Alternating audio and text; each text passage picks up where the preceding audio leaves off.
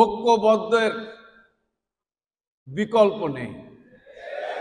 আমাদেরকে সহনশীল হয়ে ঐক্যবদ্ধ হয়ে এই বিএনপিকে গতিশীল করতে হবে। এবং আমি বিশ্বাস করি আপনারা যদি ঐক্যবদ্ধ থাকেন এবং আপনারা যদি সকল বিভেদ দ্বন্দ্ব ভুলে গিয়ে আগামী দিনে, আমি আপনাদের অভিভাবক, আমি আপনাদের কথা দিচ্ছি, আমি আগামী দিনে আল্লাহ যদি রাষ্ট্রীয় ক্ষমতায় বিএনপিকে নিয়ে যায়, আগামী দিনে যদি বেগম খালেদা জিয়া তারেক রহমানের নেতৃত্বে বিএনপি যদি ক্ষমতা আসে, আমি আপনাদের এইটুকু বলতে চাই, আপনাদের সঙ্গে আলোচনা করে নাটোরের উন্নয়ন, নাটোরের মানুষের ভাগ্যের পরিবর্তনের জন্য যা যা দরকার আমি ওয়াদা করলাম, অতীতেও আমি আলোচনা করে মন্ত্রী এমপি থাকা অবস্থায় কাজ করেছি।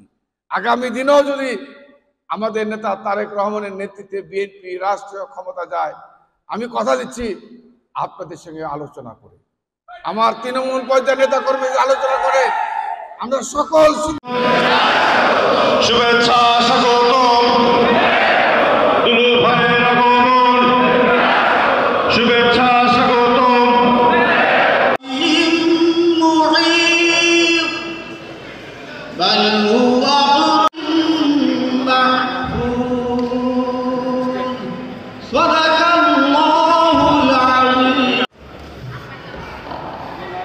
ধন্যবাদ হাফেজ মোহাম্মদ সানা ভাইকে। ইতিমধ্যে আমার জেলা বিএনপির পক্ষ থেকে ধন্যবাদ এবং স্বাগত জানাই। মহান মুক্তিযুদ্ধ থেকে শুরু করে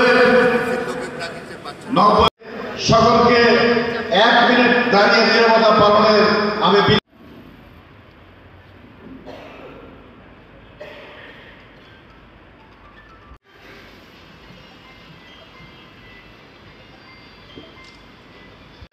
বিপ্লবী সাধারণ সম্পাদক আনিসুর রহমান আনিস, সাংগঠনিক সম্পাদক জেলা বিএনপির সংগ্রামী আহ্বায়ক, বারবার কারার নির্যাতিত আমাদের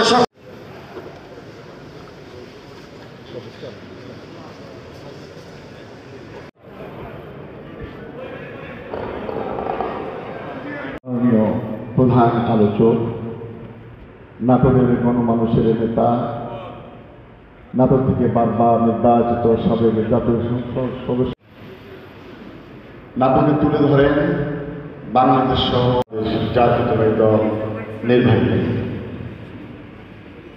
জেলা বিএনপি উপস্থিত আছেন সিনিয়র নেতা জনাব